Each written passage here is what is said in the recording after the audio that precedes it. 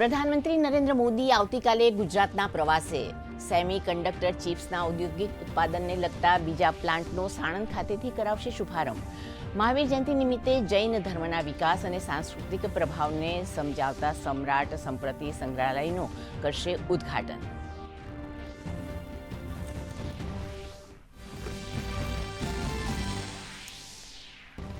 અમદાવાદથી ધોલેરાનું અંતર માત્ર 45 મિનિટમાં કાપી શકાશે। પ્રધાનમંત્રી 109 કિલોમીટર લાંબા અમદાવાદ ધોલેરા ગ્રીનફિલ્ડ એક્સપ્રેસવેનું કરશે લોકાર્પણ। આ એક્સપ્રેસવેથી ધોલેરા SIR અને આગામી ઇન્ટરનેશનલ એરપોર્ટને મળશે સીધી કનેક્ટિવિટી।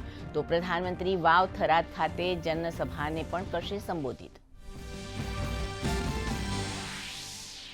મુખ્યમંત્રીએ તાપી જિલ્લાના આદિજાતિ વિસ્તાર માટે ઉદ્વાહન સિંચાઈ પ્રોજેક્ટ્સનો વિડીયો કોન્ફરન્સ માધ્યમથી કરાવ્યો શુભારંભ। ડુંગરાળ વિસ્તારોમાં વરસાદી પાણી વહી જવાની સમસ્યાનો આવશે અંત। ખેડૂતોને સિંચાઈ માટે 12 માસ પૂરું પડાશે પાણી।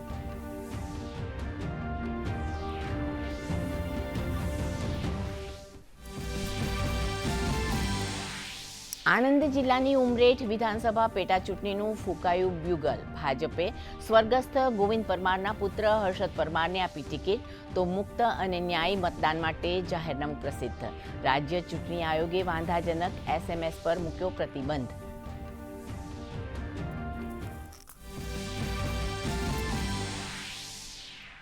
રાજ્યમાં સ્થાનિક સ્વરાજની ચૂંટણીના ભણકારા। ચૂંટણી પંચ 1 એપ્રિલ ફાઇનલ મતદાર યાદી કરશે પ્રસિદ્ધ। ફાઇનલ મતદાર યાદી પ્રસિદ્ધ કર્યા બાદ ચૂંટણીની થશે જાહેરાત।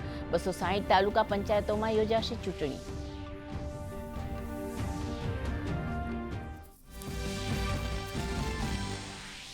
નક્સલ મુક્ત ભારત મુદ્દે લોકસભામાં ચર્ચા દરમિયાન ગૃહમંત્રીનો જવાબ। કહ્યું, હાથમાં હથિયાર ધરાવનાર સાથે કોઈ ચર્ચા નહીં, એ અમારી સરકારની પોલિસી। તો બસ્તર જિલ્લામાં લાલ આતંક લગભગ નાબૂદ થયો હોવાની કરી જાહેરાત।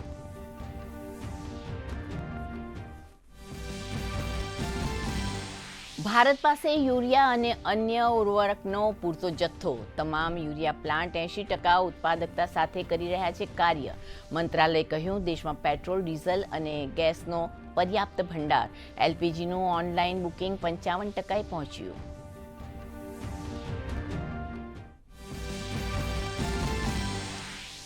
શેરબજારમાં આંચકાનો દોર યથાવત। સેન્સેક્સમાં ફરી 1600 આંકનો કડાકો, નિફ્ટીમાં 440 આંકની ઘટ। સોના ચાંદીમાં આગ ઝરતી તેજી, તો ડોલર સામે રૂપિયો નવા તળિયે।